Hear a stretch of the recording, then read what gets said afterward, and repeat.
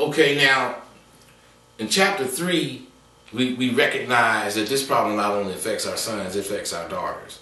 This book is really directed more so towards the mothers raising sons. But it talks about it addresses the fathers, and it talks about daughters also. Chapter 4 actually is not talking about your daughter, but it is showing or beginning to show what frames your daughter's thoughts. And your daughter's thoughts are framed just like your son's thoughts are framed. Men are no good. I don't need a man.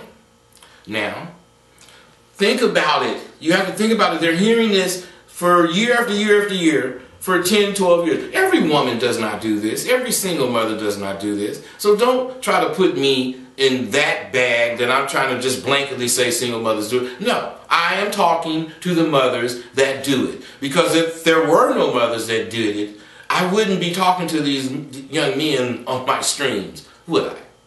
So there are some mothers that do it. Now, if you want to think that that percentage is 1, then you could believe it's 1%. But I believe out of the single mothers, I believe that percentage is more like 80. That's what I believe. I could be wrong.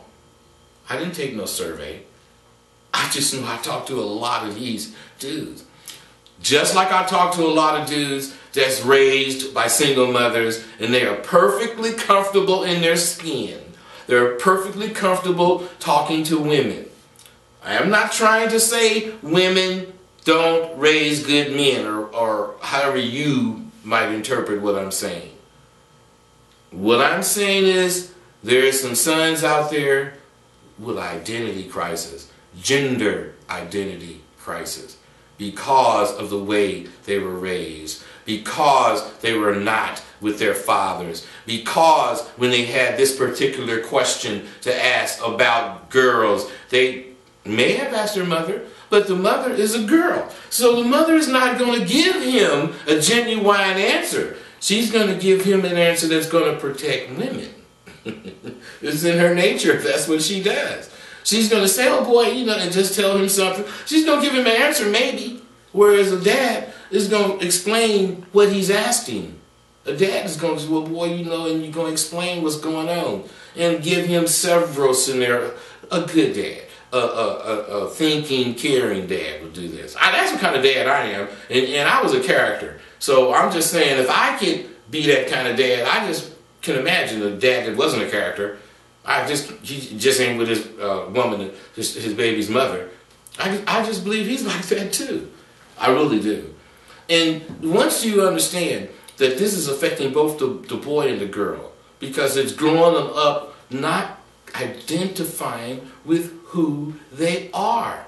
They are female or male. Now, all the gay people are going to say whatever they want to say. And I'm not going to get into no arguments about who was born like what. All I'm saying, genitalia is where I'm coming from. And, if it's like mine, you're a boy. And if it's like, my wife's, you're a girl. That's where I'm coming from. All this other political stuff, miss me with it, because I'm not talking about it. I'm not talking about lesbians cause this problem. No, if you want to hear that and what I'm saying, that's on you. That's what you're going to interpret. If you want to hear what I'm talking about, young men confused with their identities, and most of it's because they were not able to talk with their father freely, and now they're older, they're scared to death to talk to girls. Why? Because of all this stuff that they heard as kids haunting them. If you don't think that is a problem, then I really think you have a problem. In chapter 5, addresses things involving that.